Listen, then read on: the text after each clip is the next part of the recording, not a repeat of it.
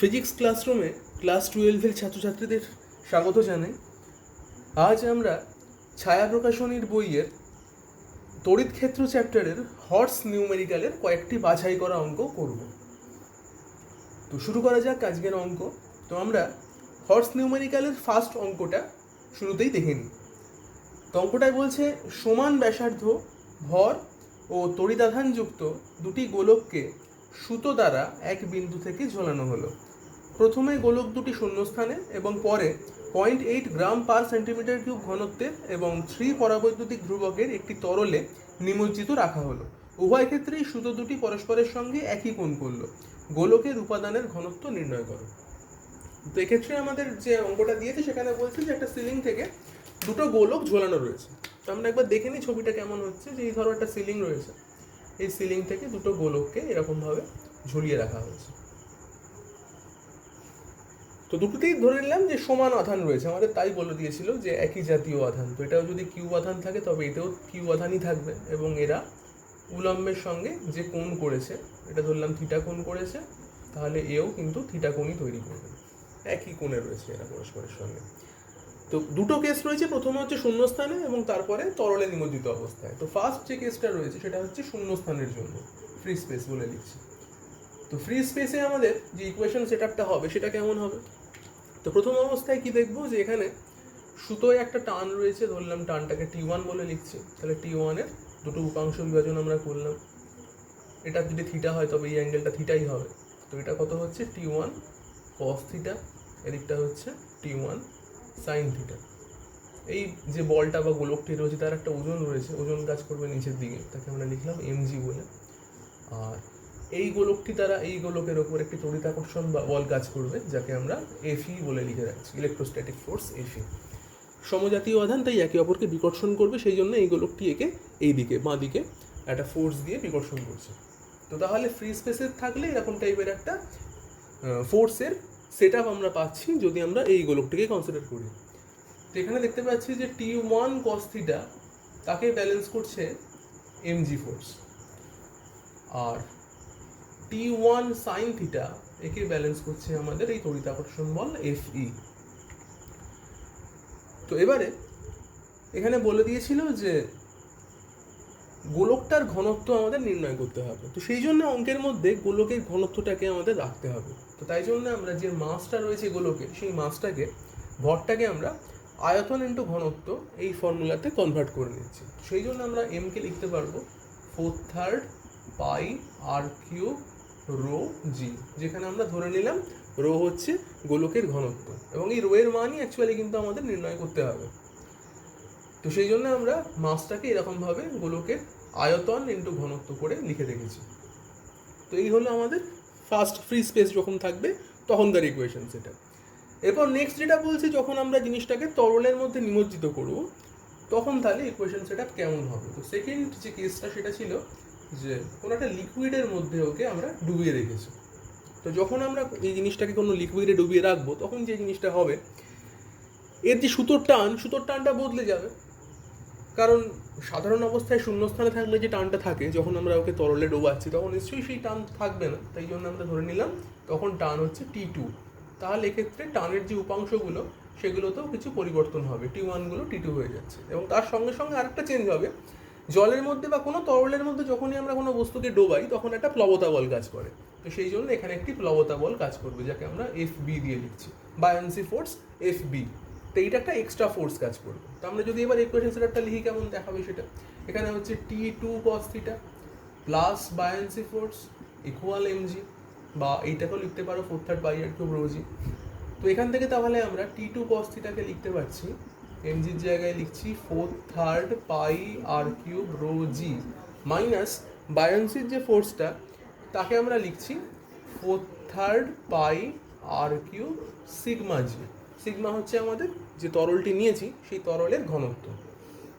কারণ আমরা জানি যে এই সময়আয়তন তরলকে এই গোলকটি কিন্তু রিপ্লেস করবে, ওর একটা যে ও যে জলের মধ্যে বা তরলের মধ্যে রয়েছে, তো তার প্লবতা বলস্বরূপ এই পরিমাণ ওয়েটকে ও রিপ্লেস করবে। তো এটাই হচ্ছে আমাদের বায়ান্সি ফোর্স।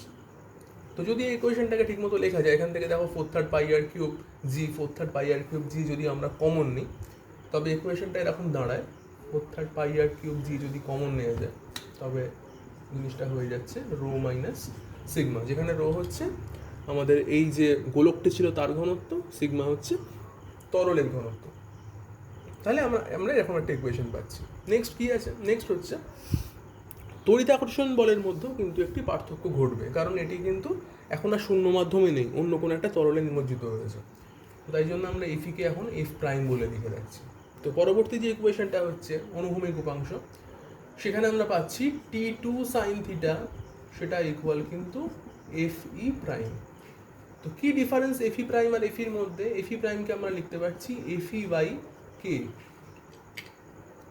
শূন্যস্থানের ফোর্স যা হয় যখন ফোর্সটাকে আমরা কোনো তরল বা কোনো একটি অন্য কোনো মাধ্যমে নিমজ্জিত অবস্থায় দেখব, তখন সেই মাধ্যমের পরাবৈদ্যুতিক ধ্রুবক দিয়ে আমরা যদি শূন্য মাধ্যমের যে ফোর্স তাকে ভাগ করি, তবে আমরা সেই মাধ্যমের ফোর্স পাই। এগুলো তোমরা আশা করি জানো, পরাবৈদ্যুতিক ধ্রুবকের যে ফর্মুলা তার থেকেই তোমরা এগুলো পেতে পারো। তো এটি তাহলে হলো আমাদের এই অনুভূমিক বলের সমীকরণ। তো এখান থেকে আমরা যেটা পেতে পারি, কে এর মান আমাদের বলে দেওয়া হয়েছিল 3, তো আমরা এই কে এর জায়গাতে 3 ব্যবহার করতে পারি। 3 বসিয়ে দিলাম, এফি বাই 3 হয়ে গেল। এবার এফি মানে অ্যাকচুয়ালি কী ছিল? এফি মানে ছিল T1 সাইন থিটা, তো আমরা এফির জায়গাতে এখন বসাতে পারি T1 সাইন থিটা বাই 3। তাহলে এক্ষেত্রে আমরা T2 সঙ্গে T1 এর একটা রিলেশন পেতে পারি। কীরকম না, সাইন থিটা যদি ক্যান্সেল করে যায়, তাহলে T2 ইকুয়াল হয়ে যাচ্ছে আমাদের T1 বাই 3। এরকম একটা ইকুয়েশন আমরা পেলাম, T2 সঙ্গে T1 এর রিলেশন পেয়ে গেলাম। আচ্ছা, এবার তাহলে আমরা এই ইকুয়েশনটাকে সলভ করার চেষ্টা করব। তো টিটুর মান যখন আমরা পেয়ে গেছি, টিটুর মান যদি আমরা এখন এই সমীকরণটায় বসিয়ে দিই, তবে দেখা যাক সমীকরণটা কেমন হয়। এবং T1 এর মানও আমরা জানি এরকম কিছু। তো চলো অঙ্কটা করে দেখা যাক কেমন হয় জিনিসটা। তারপরে তো এই জায়গাটা আশা করি তোমাদের টোকা হয়ে গেছে, আমি জায়গাটা মুছে দিলাম। তো এখানে আমরা T2 জায়গাতে T1 এর মান বসিয়ে দেবো। T2 মানে কি আছে? T1 by 3। তো T2 জায়গাতে আমরা বসিয়ে দিচ্ছি T1 বাই 3। তাহলে এখানে দেখো, যদি আমরা T1 বাই 3 বসিয়ে দিই, T1 by 3 cos theta equal হচ্ছে 4/3 pi R cube G rho minus sigma. এরকম একটা ইকুয়েশন পেয়েছো। এবার দেখো এখানে রয়েছে T1 cos theta. T1 cos থিটার মান আমরা কত জানি? 4/3 পাই আর কিউব রো জি। তো সেটা আমরা T1 cos থিটার জায়গায় বসিয়ে দিতে পারি। তো সেটা বসানো যাক, তাহলে দেখো কীরকম হয় জিনিসটা। 1/3 T1 cos থিটার মান কত? 4/3 pi R cube rho G equal 4/3 pi R cube G rho minus sigma, এরকম কিছু একটা আসছে। তো এখান থেকে কিছু টার্ম কেটে যায়, 4/3 পাই আর কিউব রো কাটবে না, 4/3 পাই আর কিউব জি ও 4/3 পাই আর কিউব জি কেটে যাচ্ছে। তাহলে এখানে পড়ে থাকছে কি? Rho by 3 equal rho minus sigma, এরকম একটা কিছু পড়ে থাকছে। তো এবারে দেখো এখানে আমাদের দেয়া রয়েছে কি সিগমার মান দেয়া রয়েছে কত? সিগমার মান দেয়া রয়েছে 0.8। সিগমা ছিল আমাদের তরলের ঘনত্ব, তো রো মাইনাস 0.8 এটা বলে দেওয়া রয়েছে। তো এখান থেকে আমরা তো কি পেতে পারি? তাহলে এখান থেকে যদি আমরা ইকুয়েশনটাকে একটুখানি সাজিয়ে নিই, তাহলে পাচ্ছি rho equal 3 into rho minus 0.8 into 3, এরকম কিছু পেতে পারি। আচ্ছা, তো এখান থেকে তাহলে আমরা পাচ্ছি রো ইকুয়াল, যদি ইকুয়েশনটা করো ঠিক মতো ক্যালকুলেশন করলে পাবে রো ইকুয়াল 1.2 ইউনিট হচ্ছে গ্রাম পার সিসি। তো এটি হলো আমাদের ফার্স্ট অঙ্কের সলিউশন। রো এর মান আমরা পেয়ে গেলাম 1.2 গ্রাম পার সিসি। চলে আসছি পরবর্তী 2 নম্বর অঙ্কে। তো অঙ্কটা পড়ি। 2 নম্বর অঙ্ক কি বলছে? দুটি সমান ও ছোট পরিবাহী পিথ বলকে 70 সেন্টিমিটার লম্বা সিল্কের সুতো দ্বারা একই বিন্দু থেকে ঝোলানো হলো।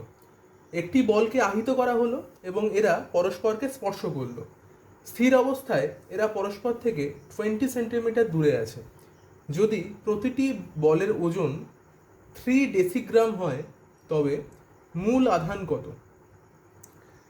তো এখানে আগের অঙ্কটার মতনই ওই রকম একটা সিলিং থেকে ধরে নেওয়া যাক যে এরকম একটা সিলিং রয়েছে, সেই সিলিং থেকে দুটো বলকে এরকমভাবে ঝুলিয়ে রাখা আছে। তো অঙ্কের শুরুতেই যেটা বলেছে যে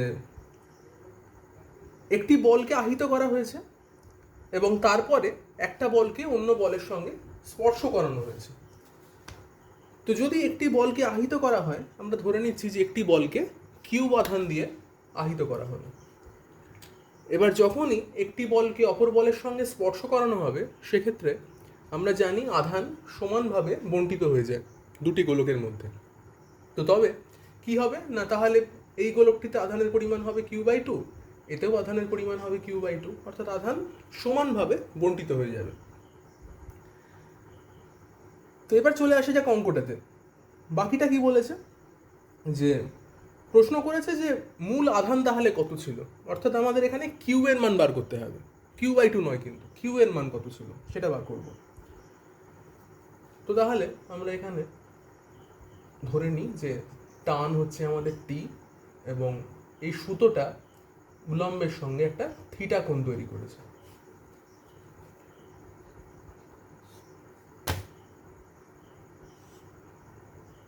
এটা থিটা কোণ তৈরি করেছে, এটাও একইভাবে থিটা কোণ তৈরি করবে। আচ্ছা, তো তাহলে ওই টি এর আবার উপাংশ নিতে হবে আমাদের। তাহলে টি এর দুটো উপাংশ তৈরি হচ্ছে, এটা যদি থিটা হয় তবে এটা থিটা, একই রকম ভাবে এটা হয়ে যাচ্ছে আমার টি কস থিটা, এদিকটা হয়ে যাবে টি সাইন থিটা। এবং এই দুটো বলের মধ্যে একটা তড়িৎ আকর্ষণ বল কাজ করবে, যাকে আমরা নাম দিলাম Fe। এবং অবশ্যই এই যে বলটা, এই বলটার নিচের দিকে, এই গোলকটার নিচের দিকে একটা mg বল কাজ করবে, তার যে ওজন। তো তাহলে আমাদের যে ফোর্স ডায়াগ্রাম সেটা হয়ে গেল।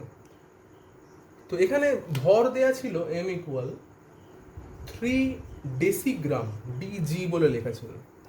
তো তাহলে এখান থেকে আমরা ডেসিগ্রামটাকে গ্রামে কনভার্ট করলে হচ্ছে 0.3 গ্রাম। আর দুটো গোলকের মধ্যে দূরত্ব দেওয়া ছিল, আর দেওয়া ছিল 20 সেন্টিমিটার। তো আমরা এখানে যে সুতোর দৈর্ঘ্য দিয়েছে, সেই দৈর্ঘ্য দেওয়া রয়েছে এল, যেটা সুতোর দৈর্ঘ্য সেটা দেওয়া ছিল 70 সেন্টিমিটার। তাহলে এই সুতোর দৈর্ঘ্য আর এই গোলক দুটির মধ্যে যে দূরত্ব, সেটি থেকে আমরা লিখতে পারি সাইন থিটা ইকুয়াল 10/70। কেন 10/70 লিখলাম? এই পুরোটা ছিল 20, এই পুরোটা ছিল 20, তাহলে এইটুকু কত 10, এই পুরোটা যদি 20 হয় তাহলে এইটুকু 10, আর এইটা আমার 70, এই সুতোর দৈর্ঘ্যটা 70। তাহলে আমরা যদি এটা একটা সমকোণী ত্রিভুজ ভাবি, লম্ব ভূমি অতিভুজ, তাহলে লম্ব বাই অতিভুজ তাকে আমরা লিখতে পারি সাইন থিটা। পুরোটা 20 হলে এই লম্ব কত হয় 10 হয়, আর অতিভুজ হচ্ছে 70, তাহলে সাইন থিটার মান কত হলো 10/70। তো এখান থেকে আমরা পাচ্ছি থিটার মান 8.21। এটা তোমরা একটু ক্যালকুলেটারে করে দেখে নাও যে থিটার মানটা আসছে। সাইন ইনভার্স 10/70 করো বা 1/7 করো, করলে পাবে থিটার মান 8.21। আচ্ছা, তো এবারে যদি আমরা ভাবি যে এই বলটি আমাদের সাম্যাবস্থায় রয়েছে, সেক্ষেত্রে সাম্যাবস্থার যে আমরা ফোর্স সেট আপ করেছি সেখান থেকে যে ইকুয়েশন লিখতে পারি, ইকুয়েশনটা কেমন হবে? ইকুয়েশন হচ্ছে টি কস থিটা ইকুয়াল mg। তো এখান থেকে তাহলে আমরা টি এর মান পেয়ে যেতে পারি, টি ইকুয়াল mg। আমরা জানি আমাদের m দেওয়া রয়েছে 0.3 গ্রাম, আর থিটার মান রয়েছে 8.21। আমরা যদি কস থিটা এখানে বসিয়ে দিই, কস অফ 8.21, তো সেখান থেকে আমরা কিন্তু টি এর মান বার করে ফেলতে পারবো। তাহলে আমাদের এম কত ছিল? এম ছিল 0.3, জি জানি 980 হয়, 980 হয়, আর রয়েছে কি কস থিটার মান 8.21। এখান থেকে যদি বসাও এটা, সেখানে তোমরা পাবে কি টি এর মান পাওয়া যাবে 297.04 ডাইন, এরকম একটা কিছু পাবে। এটাও তোমরা একটু করে দেখবে ক্যালকুলেটারে এরকম এক্স্যাক্ট আসছে কিনা। টি এর মান এরকম আসছে। আচ্ছা, এবারে আমরা চলে আসি আমাদের যে অনুভূমিক ফোর্স কম্পোনেন্ট সেটাতে। তো সেটা তাহলে কেমন হতে পারে, তো সেটাই আসি। তো টি সাইন থিটা সেটা ইকুয়াল হচ্ছে এফ ই। তো এফ ই মানে কি, এই দুটো আধানের মধ্যে ক্রিয়াশীল বল, আধানের মান ছিল Q/2 করে করে, তাহলে Q/2 হোল স্কোয়ার বাই ডিস্টেন্সের স্কোয়ার। এবার ডিস্টেন্স কত ছিল, আমরা এখানে লিখছি r স্কোয়ার। তো ডিস্টেন্স অ্যাকচুয়ালি আরটা ছিল 20 সেন্টিমিটার। তো আমরা আর এর জায়গাতে 20 সেন্টিমিটার বসিয়ে দিতে পারি, 20 স্কোয়ার করে দিতে পারি। আচ্ছা, টি এর মান পেয়ে গেছি 297.04, সাইন থিটার মান পেয়েছি কত 1/7। তো এগুলো যদি সব কটা বসিয়ে দিই, টি এর মান বসাচ্ছি 297.04, সাইন থিটার মান কত 1/7, এটা হচ্ছে সাইন থিটার ভ্যালু। আর কি রয়েছে, কিউ স্কোয়ার, 2 স্কোয়ার করলে 4 ইন্টু আর স্কোয়ার, আর কত ছিল, আর ছিল 20, তো 20 স্কোয়ার। এটা করে যদি ক্যালকুলেট করা যায় এখান থেকে পাওয়া যাবে কিউ এর মান আসবে 260.57 ইএসইউ। তোমরা করে একটু দেখবে এরকম এসছে কিনা, আমার এরকম ভ্যালু এসছে 260.57 ইএসইউ। চলে আসছি পরের 3 নম্বর অঙ্কে। 3 নম্বর অঙ্কে বলেছে এম ভরের একই রকম দুটি গোলককে এল দৈর্ঘ্যের সুতো দ্বারা একটি বিন্দু থেকে ঝোলানো আছে। গোলক দুটির প্রত্যেকটিতে কিউ পরিমাণ তড়িতাধান আছে। যদি সুতো দুটির ভিতরকার কোণ খুব ছোট হয় তাহলে প্রমাণ করো যে সাম্যাবস্থায় গোলক দুটির কেন্দ্রবিন্দু দুটির দূরত্ব X equal cubic root of Q square L by 2πε0 mg, এরকম কিছু একটা হবে। তো আগের যে দুটো অঙ্ক আমরা করলাম এখানেও কিন্তু ব্যাপারটা একই রকম অঙ্ক রয়েছে, পরপর 3টে অঙ্ক প্রায় একই রকম অঙ্ক। এখানে আবার সেই সিলিং থেকে দুটি গোলককে ঝোলানো হয়েছে, এইরকমভাবে দুটি গোলককে আবার ঝোলানো হয়েছে। একই ধরনের অঙ্ক পরপর করছো, আশা করি বুঝতে পারছো কীভাবে অঙ্কগুলো হচ্ছে। সেই একই রকমভাবে আমরা উলম্বের সঙ্গে একটা থিটা কোণ নিয়ে নিচ্ছি, এবং এই সুতোর দৈর্ঘ্য আমাদের বলে দিয়েছিল এল, এবং প্রত্যেকটা গোলকের ভর আমাদের বলে দেওয়া ছিল এম করে। তো তাহলে আবার সেই সাম্যাবস্থার ব্যাপারটা রয়েছে। এখানে সুতোর টান যদি টি হয়ে থাকে তাহলে সুতোর দুটো উপাংশ আমরা এখান থেকে পেয়ে যাচ্ছি, টানের দুটো উপাংশ। এটা থিটা হবে নিশ্চয়ই, এটা তাহলে হয়ে যাচ্ছে কি টি কস থিটা, এদিকটা হয়ে যাচ্ছে আমার টি সাইন থিটা। এখানে একটা ওজন কাজ করবে, এই গোলকটার ওজন এইদিকে কাজ করবে কি তড়িৎাকর্ষণ বল এফি। তো আগের মতনই সেটআপটা আবার যেরকম পেলাম আর কি, একই রকমের অঙ্কগুলো আমরা পরপর করছি এখানে। তো তাহলে এই গোলকটি যখন সাম্যাবস্থায় থাকবে, সাম্যাবস্থার জন্য ইকুয়েশন তাহলে আমরা লিখতে পারবো কীরকম, টি সাইন থিটা ইকুয়াল এই এফির জায়গাতে আমরা একেবারে মান বসিয়ে দিচ্ছি 1/4πε0 Q square by X square. আমরা ধরে নিচ্ছি যে এই গোলক দুটির মধ্যে দূরত্ব এক্স, এরকম ধরে নেওয়া হলো।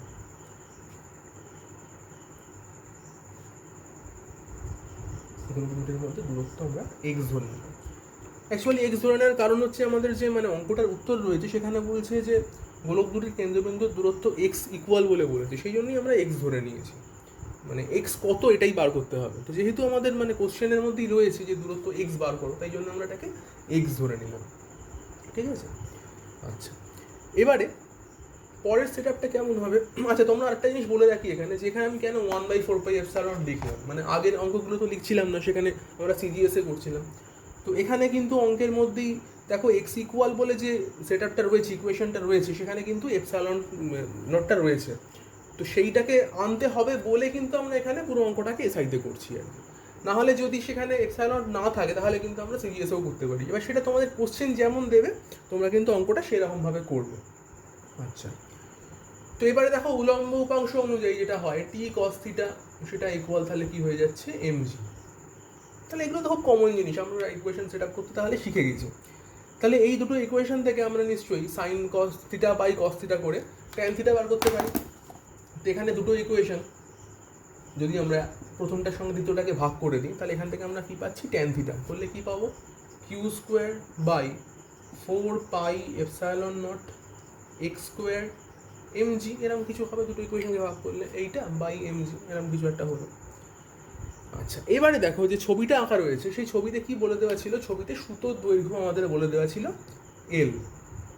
তো তাহলে আমরা যদি একটা সমকোণী ত্রিভুজ ভেবে নিই, এখানে এইটুকু যদি আমাদের একটা সমকোণী ত্রিভুজ হয়, এই পুরোটা যদি এক্স হয়, তাহলে এই হাফ কত হবে, এইটুকুনি হচ্ছে আমার x/2 হবে। তাহলে এখান থেকে আমরা লিখতে পারি সাইন থিটা ইকুয়াল x/2/l, কারণ এটা সমকোণী ত্রিভুজ, লম্ব বাই অতিভুজ করলাম, লম্ব x/2, অতিভুজ l, তাহলে এখান থেকে সাইন থিটা পেলাম। আচ্ছা, আমাদের অঙ্কে বলে দেওয়া ছিল যে থিটা ভীষণ ক্ষুদ্র, তো থিটা যখন ক্ষুদ্র হয় তখন সাইন থিটা আর ট্যান থিটা কিন্তু ইকুয়াল হয়, এটা মনে রাখবে। থিটা খুব ক্ষুদ্র হলে সাইন থিটার সঙ্গে ট্যান থিটা আমরা ইকুয়াল লিখতে পারি। তো তাহলে অলরেডি আমরা ট্যান থিটার মান একটা পেয়ে গেছি, আবার এখান থেকে ট্যান থিটা পেলাম কত, x/12। তাহলে এখন যদি দুটোকে আমরা ইকুয়েট করি, কি হবে জিনিসটা, x/12 সেটা ইকুয়াল আমরা এইটাকে লিখতে পারি q²/4πε0 x² mg হলো। এখান থেকে x বার করতে হবে, নিশ্চয়ই পারবে। x²টা এদিকে উঠে গেলে কি হয়ে যাচ্ছে, এদিকে x³ হয়ে যাবে, দেখা যাচ্ছে, হ্যাঁ দেখা যাচ্ছে। x²টাকে এদিকে উঠে গেলে হয়ে যাচ্ছে x³, এদিকে হয়ে যাচ্ছে কি q² l, 2 আর 4 কেটে গিয়ে এদিকে হয়ে যাচ্ছে 2πε0 mg। তাহলে এদিকে x³ এদিকে এটা, এবার তাহলে x কত, এটাকে এদিকে নিয়ে চলে আসি 1/3, হয়ে গেল উত্তর। তাহলে এটাই আমাদের আনসার, এটাই সলিউশনটার উত্তর। কারণ এটাই আমাদের বার করতে বলেছিল, সেটা আমরা অলরেডি বার করে ফেলবো। এটা হলো 3 নম্বর অঙ্কের সলিউশন। পরবর্তী অঙ্ক 4 নম্বর অঙ্কে চলে এলাম। 4 নম্বর অঙ্কে বলছে দুটি বস্তুকণার প্রত্যেকের ভর m এবং প্রত্যেকে কিউ তড়িতাধান বহন করে। বস্তু দুটিকে এল সেন্টিমিটার দীর্ঘ অন্তরক সুতোর সাহায্যে একটি বিন্দু থেকে ঝুলিয়ে দেওয়া হয়েছে। সাম্যাবস্থায় প্রত্যেকটি সুতো অনুভূমিকের সঙ্গে 45 ডিগ্রি কোণে আনত থাকে। প্রমাণ করো কিউ ইকুয়াল √2 mg, আর বলেছে জি হচ্ছে অভিকর্ষ স্তর। তাহলে এই অঙ্কটাও কিন্তু আগের অঙ্কগুলোর মতনই, ওই একই জিনিস, ওই একই টাইপের অঙ্ক। আশা করি তোমরা পারবে, নিজেরা ট্রাই করো, আমিও করছি। ভিডিওটা অফ করে কিন্তু নিজেরা অঙ্ক করতেই পারো, ট্রাই করতেই পারো, করে দেখো আমার সঙ্গে ম্যাচ করছে কিনা। সেম জিনিস আবার আগের মতো, এই টানলাম, সিলিং হয়ে গেল, এই নিলাম দুটো গোলক, ফটাফট দুখানা গোলক রাখলাম। আচ্ছা, আগের মতোই এলটা বলে দেওয়া ছিল, এলটা কত, আচ্ছা 1 সেন্টিমিটার করে বলে দিয়েছে, সুতোটার দৈর্ঘ্য 1 সেন্টিমিটার বলে দিয়েছে। এবার আগেগুলো কিন্তু সুতোর দৈর্ঘ্য বলেনি, শুধু এল বলেছিল। আচ্ছা, ভরগুলো বলেছে এম, তা কী করবো, এইরকম অঙ্ক পেলে কী করতে হয়, আগে এরকম অঙ্ক পেলে আগে টি নিয়ে নিতে হয়। নিলাম টি, এই করলে এটা নিতে হয়, এই অ্যাঙ্গেলটা আমার থিটা, এই অ্যাঙ্গেলটা আমার থিটা, এটা কত টি কস থিটা। এগুলো অঙ্কটা পেলেই ফটাফট কিন্তু এইগুলো আমরা করে ফেলবো, টি কস, টি সাইন, এদিকে এফি, এদিকে এমজি। এরকম অঙ্ক পাওয়া মানেই তোমরা শুরুতেই ছবিটাকে এঁকে ফেলবে, তারপরে দেখবে অঙ্কটা কী বলছে। তো দেখো এবারে বলছে কি, অঙ্কটার মধ্যে অ্যাঙ্গেলটা যেটা থিটাটা, সেটা বলে দিয়েছে কত 45 ডিগ্রি। সো থিটা আমায় বলে দিয়েছে 45 ডিগ্রি। আচ্ছা, এল বলে দিয়েছে 1 সেন্টিমিটার। দুটোই বলেছে কিউ তড়িতাধান বহন করে, কিউ আধান বহন করে বলেছে, প্রত্যেকটা কিউ আছে। তাহলে এফিটা কত, এফির জায়গায় লিখতে পারবো q²/r²। আমি কেটা লিখলাম না, কেটা 1 হয়, বায়ু মাধ্যমে কে 1 হয়, তাই কে লিখছি না, q²/r² হলো। আচ্ছা, চেয়েছেটা কি, প্রমাণ করতে হচ্ছে কিউ এর মান √2 mg। কিউ কত এইটা তার মানে চেয়েছে, কিউ এর মান কত সেটাকে আমাকে বার করতে হবে, √2 mg। তো কি করা যায়, তো এখান থেকে আমরা ধরে নিচ্ছি যে এই দুটো গোলকের মধ্যে দূরত্ব আর, এই দুটো গোলকের মধ্যে দূরত্ব আর। এটাও কিন্তু আগের অঙ্কে ছিল, দুটো গোলকের মধ্যে দূরত্ব তখন আমরা এক্স ধরেছিলাম, এখানে আর ধরছি, আগেটা এক্স বলে দেওয়া ছিল, এটা এক্স বলেনি, এটা আর ধরে নিলাম। তো আবার ওই একই রকম অঙ্কটা থেকে যদি দেখো যে যে ছবিটা সেট আপটা করেছি, সেখান থেকে কী পাওয়া যাচ্ছে, অ্যাঙ্গেলটা 45 আছে। তো এখান থেকে আমরা লিখতে পারবো r/2, এই হাফটা, কারণ এটা তো আবার একটি সমকোণী ত্রিভুজ, r/2 ইকুয়াল এল কস থিটা। এরকম লেখা যায় কি, r/2 ইকুয়াল এল কস থিটা। তাহলে কি হচ্ছে এখান থেকে, এরকম কেন লিখলাম, r/2/l কস থিটা। আমরা কি জানি, ভূমি বাই অতিভুজ, সেটাকে আমরা বলতে পারি কস থিটা। তো এখানে সরি কস থিটা কেন, সাইন থিটা হওয়া উচিত, সাইন থিটা হবে। আগের অঙ্কটা তাই করলাম তো, r/2 ইকুয়াল এল সাইন থিটা হবে। তো সেইভাবেই আমরা অঙ্কটা করবো, r/2 ইকুয়াল এল সাইন থিটা এরকম দেখাচ্ছে। তো তাহলে এই জায়গায় যদি আমরা থিটার ভ্যালু বসিয়ে দিই 45 ডিগ্রি, তবে কি হয়, সাইন থিটার ভ্যালু কত, 45 ডিগ্রি।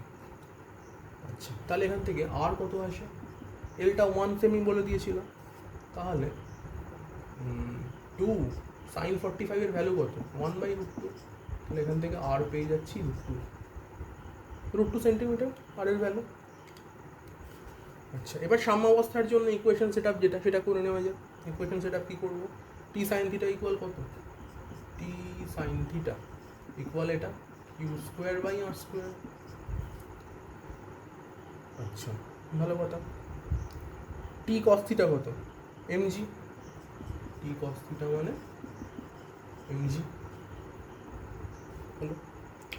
আচ্ছা, এইগুলো মুছে দিই, একটু জায়গা দরকার অঙ্কটা করার জন্য।